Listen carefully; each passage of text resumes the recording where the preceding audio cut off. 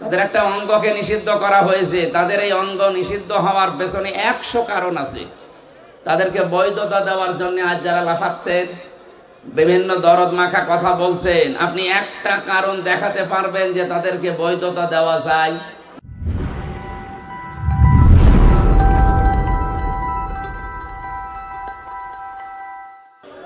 আল্লাহর দরবারে শুকরিয়া জানাচ্ছি যিনি আমাদেরকে এখনো পর্যন্ত সুস্থ রেখেছে বিভিন্ন দিক থেকে। সবচাইতে বড় সুস্থতা মানুষের জন্য দরকার তার ঈমানের সুস্থতা। এই সুস্থতা নিয়ে কোনো মানুষ যখন মরণের বিছানায় পড়বে, ফেরেশতারা তখন আসবে, দেখবে আপনি তজ্জিব কিনা। কোরআনে কারিমে আমি পড়েছি সূরা নাহলের 32 নম্বর আয়াত। আল্লাহ পাক বলেন, আল্লাযীনা তাতাওয়াফাহুমুল মালাইকাতু তাজ্জিবিনা ইয়াকুলুনা সালামুন আলাইকুম উদখুলুল জান্নাতা বিমা কুনতুম তা'মালুন। ফেরেশতা একজন দুইজন না, মালাইকা বহু বচন। এটা ফেরেশতা মণ্ডলী আসবে আপনার কাছে। তাজ্জিবিনা এই শব্দের ব্যাখ্যায় মুফাসসিরিন ইকরাম লিখেছেন, এটা শুধু শরীরের পবিত্রতা না, শুধু দেহের পবিত্রতা না, শুধু এই পোশাকের পবিত্রতা না, চিন্তা ভাবনা, বিশ্বাস এবং আকীদার পবিত্রতা করা লাগবে আপনাকে। দুঃখজনক হলেও সত্য, আমার যতটুকু লেখাপড়া আছে, আমার এই জ্ঞান অনুযায়ী আমি যেটা দেখতে পাচ্ছি, একটা মাজলুম দলের উপরে আকীদা এই শব্দটা নিয়ে জুলুম করা হচ্ছে। বিশেষ করে বাংলাদেশ, এই দেশে। আমি অন্যান্য দেশে যেয়ে পাইনি, ভারতে গেছি বহু জায়গায়, না এই শব্দ তারা তোলে না। পাকিস্তানে গেছি, পাইনি। বিশ্বের অন্যান্য যত মুসলিম অমুসলিম দেশ আছে, অনেকগুলো দেশে আল্লাহ আমাকে নিয়েছে। এই শব্দটা বাংলাদেশে কারা করাচ্ছে, কেন করাচ্ছে আমি জানি না। আপনারা আকীদার প্রশ্ন তোলেন, এই শব্দ নিয়ে মানুষকে ভুলভাল বুঝিয়ে এদের ওপর একটা জুলুম করছে। আকীদা যদি এদের খারাপ হবে, এদের নিবন্ধন বাতিল হয়ে গেল কোন কারণে? এদের আকীদা তো ওইটা। কোরআনে কারিমে আল্লাহ আন্নাল কুওয়াতা লিল্লাহি জামিআ দিয়েছেন, সব ক্ষমতার উৎসকে বাংলাদেশ জামাত ইসলামী। এটা রাজনৈতিক মঞ্চ না, কিন্তু একটা বিষয় পরিষ্কার করার জন্য বলছি। এই দলীয় গঠনতন্ত্রে এদের এই কথাটা লেখা ছিল যে ক্ষমতার উৎস জনগণ নয়, ক্ষমতার উৎসকে। এ কারণেই জালেমরা তাদের নিবন্ধন বাতিল করে দিয়েছিল বিভিন্ন ক্রস দেখিয়ে। এটা যেহেতু জামাত ইসলামীর কথা না, এই কথাটা কার বলেন তো? বহু জায়গায় আল্লাহ ডাইরেক্ট ইনডাইরেক্ট দিয়েছেন, কুলিল্লাহুম্মা মালিকাল মুলক, ক্ষমতার উৎসকে। বারবার এই শব্দ বলছি কেন? কারণ এ দেশে এখনো পর্যন্ত অনেক মানুষের আকীদা, চিন্তা ধারা, বিশ্বাস ক্ষমতার উৎস আল্লাহ নয়, ক্ষমতার উৎস জনগণ। অথচ এটা যে একটা শিরিক, হয়তো জেনে করছে, না হয় না জেনে করছে। যারা জেনে না জেনে করছেন, এখনই আপনার এই বিশ্বাস পাল্টাবেন, নয়তো আপনি শিরিক করলে মুশরিক হয়ে মারা যাবেন। কথা বুঝতেছেন? আল্লাহ যেটা পারে ওইটা অন্য কেউ পারে, এই বিশ্বাস করার নাম শিরিক। আর শিরিক যারা করে তারা মুশরিক। আপনি আমার সামনে নামাজ পড়ে, রোজা রেখে, হজ করে এসে, দান সাদকা করে, মসজিদের সভাপতি হয়ে, জেনে হোক না জেনে হোক এই শিরিক করার মাধ্যমে জাহান্নামী হয়ে যাবেন না, এটা আমরা হতে দেব না। যাদের আকীদা এইটা ছিল না যে ক্ষমতার উৎস জনগণ, এটা যারা বিশ্বাস করতো না, যারা বিশ্বাস করতো ক্ষমতার উৎস আল্লাহ, তাদেরকে যারা নিষিদ্ধ করেছিল, মাত্র 5 দিনের ব্যবধানে আল্লাহ নিজে তাদেরকে নিষিদ্ধ করে দিয়েছে। তাদের একটা অঙ্গকে নিষিদ্ধ করা হয়েছে। তাদের এই অঙ্গ নিষিদ্ধ হওয়ার পেছনে 100 কারণ আছে। তাদেরকে বৈধতা দেওয়ার জন্য আজ যারা লাফাচ্ছেন, বিভিন্ন দরদ মাখা কথা বলছেন, আপনি একটা কারণ দেখাতে পারবেন যে তাদেরকে বৈধতা দেওয়া যায় না? আমার এই মোবাইলে আছে 100টা কারণ আমি দেখাতে পারবো। নিম্ন কারণ হচ্ছে তারা 100 মেয়েকে ধর্ষণ করার পরে মিষ্টি বিলিয়েছে। যাদেরকে নিষিদ্ধ করা হয়েছে, এইটা তাদের জীবনে আছে না? এই কথা বলেন না কেন? যে 100টা মেয়েকে জাহাঙ্গীরনগর বিশ্ববিদ্যালয়ে ধর্ষণ করা হয়, ওগুলো হয় আমার মেয়ে না আমার বোন? এই কথা বলেন না কেন? এটা সর্বনিম্নটা গেল, বড়টা কোনটা? বড়টা তারা মুসলমান মনে করে, শিবির মনে করে বিশ্বজিৎকে মেরে ফেলেছে। আমার সাথে 3 বছর এক ঘরে ছিল সে ছেলেটা, শাওন। আমি বললাম, ভাই আপনি এই কাজ করলেন কি করে? ও কিছু বলে নাই? হ্যাঁ বলেছিল। ওরে আমরা যখন কোপ দিচ্ছিলাম আমাকে বলেছে যে কিসের শিবির? আমি তো হাফ হাতাই না, আমি ফুল হাতা। তারপরে ওরে আমরা ছাড়ি নাই। ফুল হাতা বোঝে? আমিও আগে বুঝতাম না, ওই দিন ওর কথা শুনে বুঝলাম যে ফুল হাতা কি। আমাদের যিনি জেলার ছিল দেবদুলাল, যখনই আসতো মানুষ সব দাঁড়িয়ে বলতো ফুল হাতা আসতেছে। আমরা যেহেতু ওখানে 100 জনের প্রায় 96 ভাগই, 100 জনের মনে হয় 96 জন আমরা মুসলমান ছিলাম, বাকি 4 জন 5 জন হয়তো অন্যান্য ধর্মের ছিল। অন্য ধর্মে যারা আছে তারা তো আর হাফ হাতা না ফুল হাতা? হাফ হাতা না, তারা ফুল হাতা। বলেন তো, যারা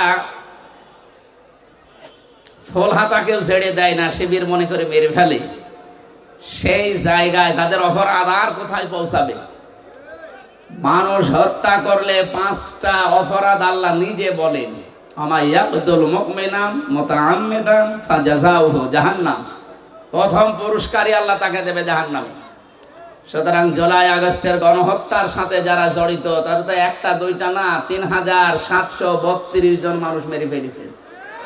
কোনো কারণ দেখাতে পারবেন না যেদের এই কারণে মারলাম, না, বিনা কারণে। আদালত কর্তৃক কোনো, বিচারালয় কর্তৃক কোনো ফাঁসির রায় হয়েছিল এই 3732 জনের পক্ষে? না। কেন আপনি মেরে ফেললেন? যারা এর সাথে জড়িত, টপ টু বটম যেই হোক, হয় কেউ ডাইরেক্ট কেউ ইনডাইরেক্ট, প্রত্যেকের পুরস্কার আল্লাহ দেবেন জাহান্নামে। আমরা অনেকে এই মনে করে আসি যে যাবো না, 5 বছর থাকবো, জাহান্নামে যাওয়ার পর আবার বের করে দেবে আল্লাহ। পরের শব্দ দিয়েছেন খালিদান ফিহা, 2 দিন পরে বের হবা না, স্থায়ী ভাবে থাকা লাগবে। এই খালিদান ফিহা স্থায়ী ভাবে থাকা লাগবে কতদিন এটা আর বলা নেই। বলেন তো, এটা আর বলা নেই। ফাঁসির যাদের রায় হয়, যে মানুষগুলো যাবজ্জীবন পায়, এ সর্বনিম্ন 30 বছর জেল খাটা লাগে, কাজকর্ম করে দিলে 22 বছর, এর নিচে নেই। 22 বছর আপনাকে খাটাই লাগবে। তাও তো একটা নির্দিষ্ট মেয়াদ আছে যে 22 বছর বা 30 বছর পরে আপনি বের হবেন। খালিদান ফিহার ভেতরে কিছুই নেই যে কবে আপনি বের হবেন।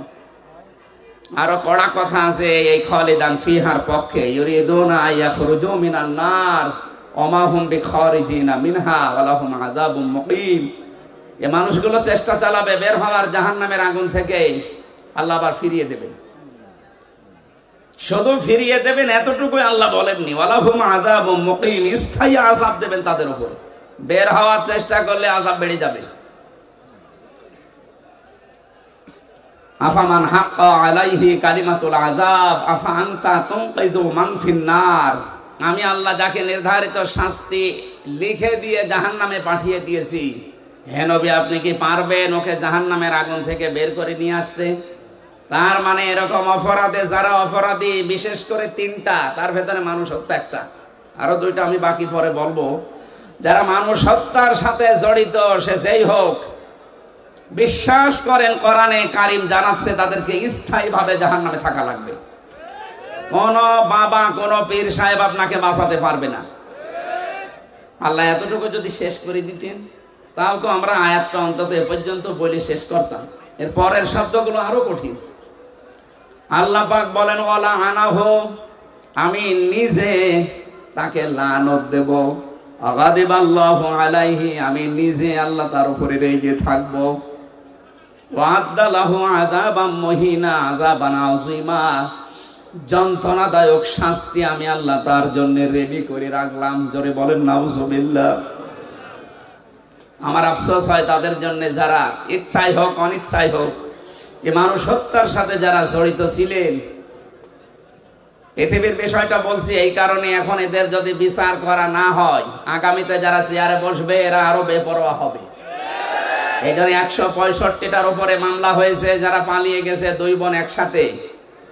তাদের নামে আমরা চাই যে ট্রাইব্যুনাল গঠন হয়েছে খুব তাড়াতাড়ি ডক্টর মোহাম্মদ ইউনূসের মাধ্যমে খুব তাড়াতাড়ি বিচারটা শেষ করে আগামী যারা দেশে আসবে ক্ষমতার চেয়ারে তারা চিন্তা ভাবনা করে চেয়ার চালাবে। আর এটা যদি না হয় এই হত্যা আপনি কিয়ামতের আগে আর বন্ধ করতে পারবেন না, কারণ মানুষ মনে করবে যে এরকম হয়।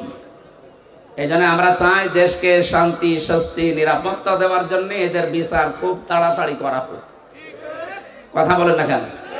যারা মানুষ হত্যার সাথে জড়িত ছিল না তাদেরই হত্যার বিচার করে আপনি বিদায় করে দিলেন, আর যারা সরাসরি বিচার করার জন্য একেবারে উপযুক্ত আপনি নিজের জ্ঞান থেকে একেবারে বিবেক দিয়ে বলেন যাদের বিচার করা হয়েছিল মানুষ হত্যার দায়ে, ধর্ষণের দায়ে, সাক্ষী ছিল না, সোনা সাক্ষী ছিল, জন্ম নিয়েছে ৭৫-এ, সাক্ষী দিয়েছে ৭১-এ, এরকম ছিল না? কিন্তু এখন যাদের বিচারের জন্য আন্তর্জাতিক অপরাধ ট্রাইব্যুনাল সাজানো হয়েছে একটারও সোনা সাক্ষী লাগবে না, সব দেখা সাক্ষী। মানে হাজারো প্রমাণ হাতে নিয়ে ঘুরতেছে বাংলাদেশের বহু মানুষ, শুধু ডাকবেন পিপিলিকার মতো চলে যাবে। এজন্য আমরা চাই আগামী বাংলাদেশ নিরাপদ যদি আমরা উপহার দিতে চাই, যে নিরাপত্তা দিতে চাই, এই হত্যার সাথে যারা জড়িত খুব তাড়াতাড়ি তাদের বিচার করে এইটা ক্লোজ করে। এই কথা বলেন না কেন? আগামী কিয়ামত পর্যন্ত এই দেশে আর বিনা কারণে কাউকে কেউ হত্যা করার জন্য সাহস পাবে না। আমার প্রথম শব্দ ছিল এ কোরআনে কারিমের মাহফিলে যারা আমরা এসেছি, আজকে কষ্ট স্বীকার করে যারা বসে আছি, অবশ্যই কিছু নিয়ে আজকে যাব। তেলাওয়াতকৃত আয়াতে অনেক তথ্য আছে, আমরা চিন্তা ভাবনা করে তাফসীর আকারে কথা বলবো ইনশাআল্লাহ। সুতরাং যে মানুষগুলো এগুলোর সাথে জড়িত ছিলেন, আপনারা যদি তাওবা করতে চান, হত্যার যে শাস্তি আছে এই শাস্তি আপনাকে পাওয়া লাগবে। কি অনেকে এখন দেখছে বিভিন্ন দেশে বিভিন্ন জায়গায় যে তাওবা করছে, বলছে আস্তাগফিরুল্লাহ, ভুল হয়ে গেছে, আমাদের আবার ফিরিয়ে নিয়ে আসেন, আমরা এবার একেবারে ভালো হয়ে যাব।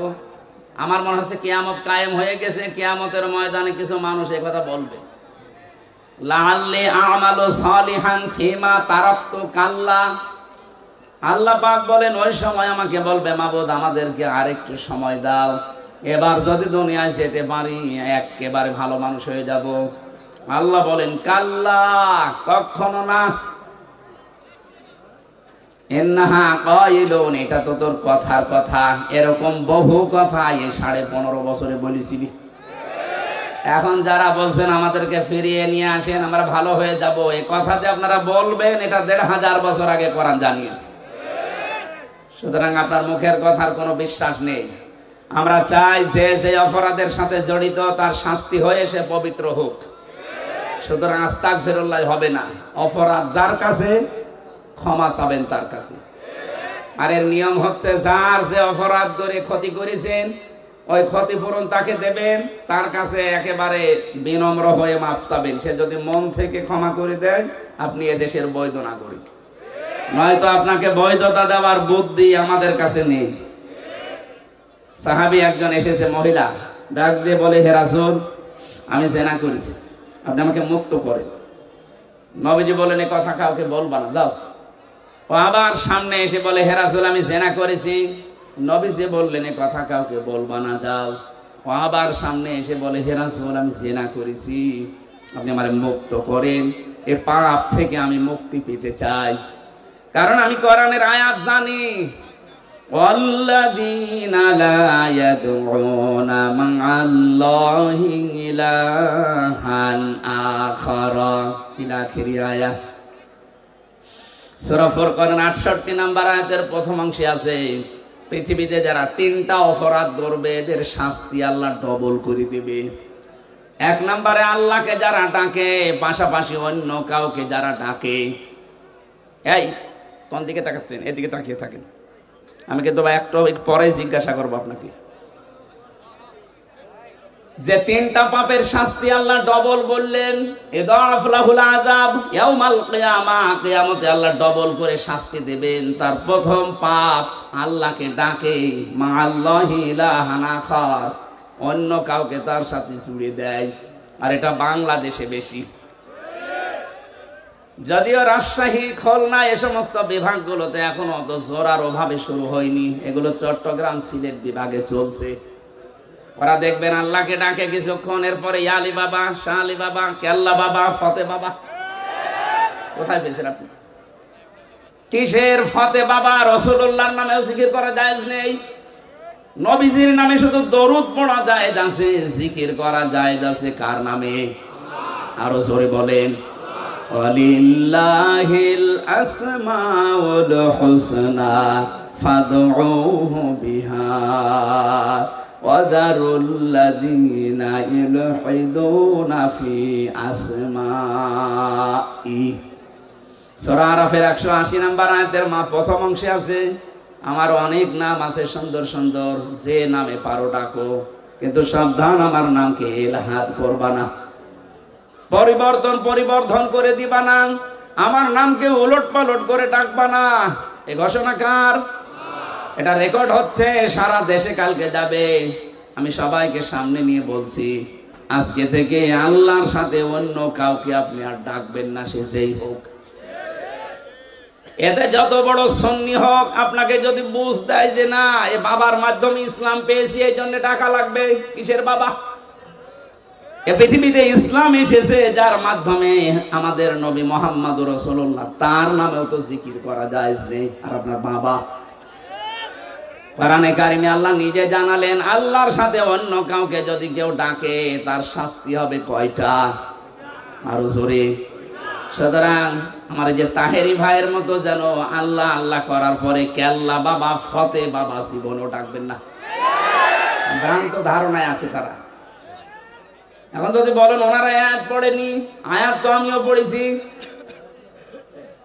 উনি এইভাবে যদি বুঝতেন যে মাআল্লাহি ইলাহান আখারা, আল্লাহর সাথে অন্য কাউকে যারা ডাকবে তাদের শাস্তি হবে ডবল। যদি বানিয়ে বলি যারা আলেম আছে বলেন তো। দ্বিতীয় নম্বর তো এতক্ষণ বললাম যে মানুষ হত্যা করলে তার শাস্তি ডবল হয়। 3 নম্বরে ওয়ালা ইয়াজনুন, জিনা করা যাবে না। জিনা আছে না নেই দেশে? এখন এই যে যারা ধরা পড়ছে, এগুলোর প্রকাশ্য ভিডিও, অডিও, জিনা সব প্রকাশ পেয়ে যাচ্ছে। আপনি চিন্তা করেন, 80 বছর 85 বছর বয়স, তার হাতের জেনা, মুখের জেনা, বাকিটা নাই বললাম। কোথায় নেমেছে তার চরিত্র বলেন তো? জেনা থেকে বাঁচার জন্য একটা ঔষধ বলছি, যেহেতু সবার জীবনে যৌবন আছে, আসতে পারে এরকম, আল্লাহ পাক নিজেই 2টা ঔষধ দিয়েছেন, আজকে থেকে আপনি প্রয়োগ করবেন। সূরা নূর 30 নম্বর আয়াত, লিল মুমিনিনা ইয়াগুযু মিন আবসারিহিম ওয়া ইয়াহফাযু ফুরুজাহুম যালিকা আযকা লাহুম ইন্নাল্লাহা খাবীরুম বিমা ইয়াসনাউন। আমি যুবক মানুষ, আমি সহ যত মানুষ এখানে আছি, এই শাস্তি কিন্তু ডবল হবে যদি জেনা আপনার জীবনে থাকে। 1 নম্বরে, হে নবী আপনি মুমিন না পুরুষদেরকে বলেন তারা যেন চক্ষুনি নিম্নগামী করে রাখে পরনারী থেকে। তাহলে আজকে থেকে ঔষধটা অ্যাপ্লাই করবেন, পরনারী দেখলেই চোখ নিম্নগামী হয়ে যাবে, সে যত সুন্দরী হোক আর কালো হোক। কথা বলেন না কেন? 2 নম্বর, ওয়াহফাযু ফুরুজাহুম, তাদের লজ্জা স্থানকে তারা যেন হেফাজত করে। এই 2টা কাজ যদি আপনি করতে পারেন, যালিকা আযকা লাহুম, এইটাই সবচাইতে পবিত্র পন্থা। আপনাকে বাকিটা আল্লাহ করবে। আমি সহ যারা আছি আজকে থেকে পরনারী, সে মোবাইলে দেখেন, কম্পিউটারে দেখেন, আর চোখের সামনে দেখেন, যেখানেই দেখবেন চোখ নিম্নগামী হবে না, আরো খুলে রাখবেন। বলেন। সুতরাং এই মুহূর্তে যাদের মোবাইলে এরকম কিছু আছে যেটা দেখলে আনন্দ লাগে, অন্য কেউ দেখলে লজ্জা লাগে, এই মুহূর্তে ডিলিট করা লাগবে। এরকম কোন মহিলার ছবি, ড্যান্স, অর্ধ উলঙ্গ, উলঙ্গ যে সিনেমাগুলো যা আছে, যার কাছে যা আছে, এই মুহূর্তে ডিলিট করেন। তাড়াতাড়ি করেন, 30 সেকেন্ড সময় দিবেন। নেন, না না, ওয়াজ কিসের? ওয়াজ শুনতে এসেছি, এক্ষণে আমল করা শুরু করলাম। অন্তত এখন যদি লজ্জায় কেউ নাও করেন, বাড়ি যাওয়ার সময়, বাড়ি যাওয়ার আগে সব ডিলিট করে বাড়ি যাবেন। কারা কারা হাত তোলেন তো? এই দেখেন উল্টা পাল্টা লোক এখানে আছে, আমি জানি।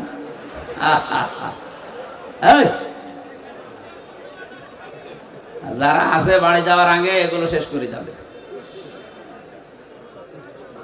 জেনা থেকে বাঁচা এটা আল্লাহর রহমত ছাড়া সম্ভব না। বিশেষ করে আমাদের যে জামানা চলছে এখন, তো প্রত্যেকটা জায়গা জেনা দিয়ে পরিপূর্ণ করে দিয়েছে। বিশেষ করে 15.5 বছরে যা করেছিল, কথা বলেন ঠিক কিনা? জাতিকে আমাদের বাঁচাতে হবে। আমি বলছিলাম, মেয়েটা ডাক দিয়ে বলে, হে রাসূল, আমি যেহেতু জেনা করে ফেলেছি, এখান থেকে যদি মুক্তি পেতে হয় তাহলে যে শাস্তি আছে আল্লাহর কোরআনের, ওইটা প্রয়োগ করেন। ওই শাস্তি যদি হয়ে যায়, দুনিয়াতে কোনো অপরাধের শাস্তি যদি হয়, ওই শাস্তির জন্য আল্লাহ কিয়ামতে আর বিচার সাজাবেন না। আপনি দুনিয়ায় চুরি করেছেন, যদি হাত কেটে দেওয়া হয় তাহলে কিয়ামতে এই বিচার আল্লাহ করবে না। মানুষ হত্যা করেছেন, দুনিয়ায় যদি আপনাকে মেরে ফেলা হয় বা দিয়ত দিয়ে যদি আপনি পার পেয়ে যান, তাহলে আপনাকে কিয়ামতের দিন আল্লাহ আর বিচার করবে না। জেনা করেছেন, বিচার হয়ে যাক, কিয়ামতে আল্লাহ এই বিচার আর করবে না। তাহলে আমার প্রশ্ন হচ্ছে, যারা 15.5 বছরে জুলুম, অত্যাচার, নির্যাতন, গুম, খুন, আয়না ঘরের সাথে যারা জড়িত, তারা এই অপরাধগুলো যদি মাফ করাতে চান, যার কাছে অপরাধ করেছেন তার কাছে স্বীকার করে ওর ক্ষতিপূরণ দিয়ে দিন। আমি কথা বোঝাতে পেরেছি? আপনি আয়না ঘরে রেখেছিলেন যাদেরকে, তাদের কাছে যে বলেন যে তোমার বিশাল ক্ষতি করে দিলাম। এই যে ব্যারিস্টার আরমান, আমান আজমি সহ আমি 14 বছরের মানুষ ওখানে দেখেছি আছে। কেউ 5 বছর, 7 বছর, 8 বছর, 10 বছর, 14 বছর করে আছে। এত বড় বড় নখ হয়ে গেছে, চুল দাড়ি গপ, মনে হচ্ছে কেউ জঙ্গল থেকে বেরিয়ে আসতেছে। রিমান্ডে যখন আমার মাটির নিচে নিয়ে যেত, কিছু মানুষকে দেখেছি এই নখ দিয়ে খসিয়ে খসিয়ে ওই দেওয়ালের সাথে মাটির নিচে লিখে রেখেছে, ভাই যদি কেউ বাইরে যেতে পারেন তো এই নাম্বারে জানাবেন যে আমি বেঁচে আছি। টের পাচ্ছি একটা মানুষ 10 বছর, 14 বছর জানে না যে কোন বছর চলছে, জানে না এটা যে কি মাস তাও তার জানা নেই, কি বার তাও জানে না, কয়টা বাজে তা তো জানে না। অথচ তার মাথার উপর দিয়ে গাড়ি ঘোড়া চলছে, মানুষ চলছে, হালকা আওয়াজ পাওয়া যেত।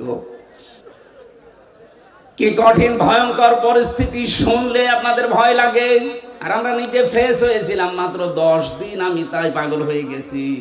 আর একটা মানুষ 14 বছর আছে। আর আপনি এখন এই সমস্ত জিনিসের সাথে যারা জড়িত ছিল, ওরা যদি বলে আস্তাগফিরুল্লাহ, আপনি কি আল্লাহর কাছে দোষ করেছেন? আপনি দোষ করেছেন যার কাছে? এরকম বহু মানুষ এই 15 বছর আপনার কারণে ব্যবসা করতে পারে নাই। হ্যাঁ, কথা বলেন না কেন? এই 15টা বছর আপনি চাঁদাবাজি করেছেন, তার অর্থনীতি নষ্ট করে দিয়েছেন। বহু মানুষকে 15 বছর তার জায়গা মতো উঠতে দেননি। এটা বানিয়ে বললাম? বহু মানুষ উপরের চেয়ারে ওঠার কথা ছিল, আপনি 15 বছরে তাকে উঠতে দেননি। আজ ডক্টর মোহাম্মদ ইউনূস চরিত্রবান মানুষ চাচ্ছে। চরিত্রবান মানুষ দেন, আমি বিভিন্ন জায়গায় বসাবো। আজ আমরা দিতে পারছি না, কারণ 15.5 বছরের চরিত্রবান মানুষ যেখানে উঠবে, ওই চেয়ারগুলোকে চরিত্রহীন মানুষ দিয়ে ভর্তি করে রেখেছিলেন। এই মানুষগুলোকে তো উঠতে দেননি, এরা জায়গা মতো যাবে কি করে? এদের যে বিশাল ক্ষতি করে দিলেন এই 15.5 বছরে। এখন কাবার গিলাফ ধরেও যদি বলেন আস্তাগফিরুল্লাহ, জীবনও মাফ হবে না। মাফ হওয়ার একটা পদ্ধতি আছে, যে মানুষগুলোর ক্ষতি করে দিলেন জীবনের, এদের এই জীবনের ক্ষতিপূরণ দেওয়া লাগবে। আমি আশা করছি আমার কথার ইঙ্গিতে আপনি বুঝেছেন যে কি ক্ষমা কি করে চাওয়া লাগে। অপরাধ করেছেন একজনের কাছে আর মাফ চাচ্ছেন আপনি আর একজনের কাছে। এক ওসি পেয়েছিলাম জেলখানায়, আমারে বলছে, হুজুর দেখেন তো আমার তওবাটা কেমন করে হয়ে গেল। কি সেই যে নির্বাচন, কেন আমি বাইরে ছিলাম, আমার যে কনস্টেবল আছে, আমার যে এসআই আছে, এএসআই আছে, দারোগা আছে, যা এদেরকে নিয়ে আমি আল্লাহর রাস্তায় ভোট কাটা আরম্ভ করলাম।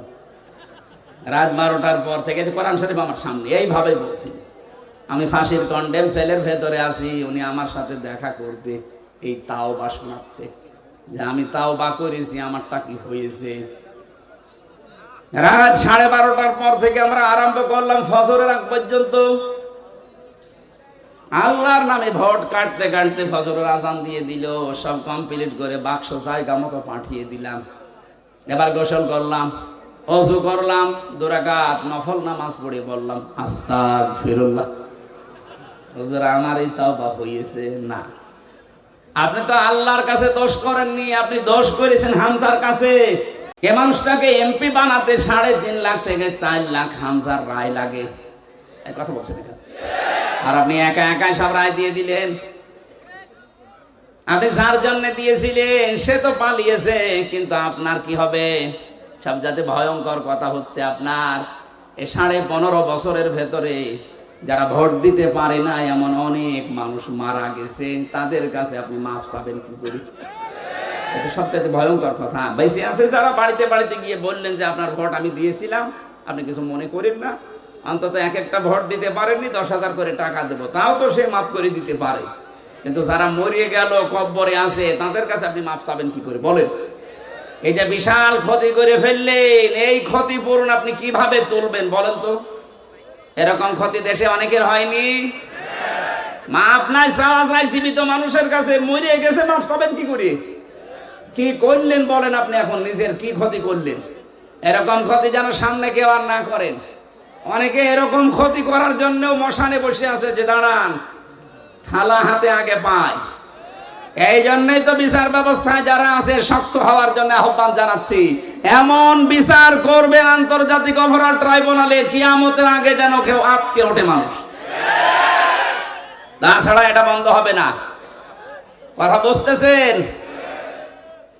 আমার কথার সারাংশ এই মেয়েটা যেমন অপরাধ করার পরে, অনুশোচনা করার পরে বিচার নিজে নিয়ে এরপরে মারা গেছে, তার তওবা কবুল হয়েছে। আমরা চাই 15.5 বছরে যে অপরাধ করেছেন, আপনি তো জানেন কি করেছেন। আপনার কলমের খোঁচায় কত মানুষের উপরে চেয়ারে উঠতে পারে না, এর নিচে নেমে গেছে। তা কি ক্ষতি করে দিলেন বলেন? অথচ আপনি জানতেন যে সব যোগ্যতা আছে। বিশ্ববিদ্যালয়ে যারা ফার্স্ট ক্লাস ফার্স্ট হয় তাদেরকে শিক্ষক হিসেবে রেখে দেয়, শুধু আপনার কলমের কারণে হয়নি। এই যে বিশাল ক্ষতি সারা দেশে যারাই দায়িত্বে ছিল 1628টা চেয়ারে, এগুলো সব জালেম। বিশেষ করে 1628টা চেয়ারে যারা ছিল এগুলোর প্রত্যেকটা জালেম। আর কিয়ামতে এদের বিরুদ্ধে মামলা দেবে আল্লাহ নিজে, কারণ জালেমের বিরুদ্ধে মামলা হামজার না। আমিরে জামাত বলছে আমরা সত্যিকারের অপরাধীদের শাস্তি চাই, উনি সাধারণ ক্ষমা ঘোষণা করিস করুক। আমরা যদি কিছু নাও বলি, জালেমদের বিরুদ্ধে মামলা সরাসরি দেবে কে? ইন্নামাস সাবিলু আলাল্লাযিনা ইয়াজলিমুনা নাস, সূরা শূরা 42 নম্বর আয়াত। আল্লাহ বলেন আমি নিজে জালেমদের বিরুদ্ধে মামলা দেব। এই কথাটা কত ভয়ঙ্কর টের পাচ্ছেন? যিনি বিচারপতি তিনি মামলার বাদী। এই জন্য আপনার জন্য আফসোস করা ছাড়া আমাদের আর কিছু করার নেই। আপনার জন্য ক্ষমা চাইলেও ক্ষমা হবে না, কারণ জালেমদেরকে আল্লাহ হেদায়েত দিচ্ছে না, দেবেও না। আল্লাহু লা ইয়াহদিল কওমাজ জালিমিন। ইয়াহদি এটা মুজারি, বর্তমান ভবিষ্যৎ, প্রেজেন্ট ফিউচার। এই জন্য জালেমদের জন্য আফসোস, সামনে যেন কেউ আবার জালেম না হয়ে যায়। কথা বলো না কেন? আমরা দেখতে পাচ্ছি বাংলাদেশে এখনো বুঝে হোক না বুঝে হোক, আবেগে হোক আর যেভাবেই হোক, অনেকেই জালেম হওয়ার জন্য চেষ্টায় আছে। না, আপনি জালেম হবেন না, মাজলুম হন। মাজলুম হলে অসুবিধা নেই, কিন্তু জালেম হলে খবর আছে, আল্লাহর মামলার আসামি হয়ে যাবে, জান্নাত হারাম আপনার জন্য। চিন্তা চেতনার পবিত্রতা দরকার আমাদের। আমি তাজ্জিবিন শব্দ থেকে এসেছিলাম।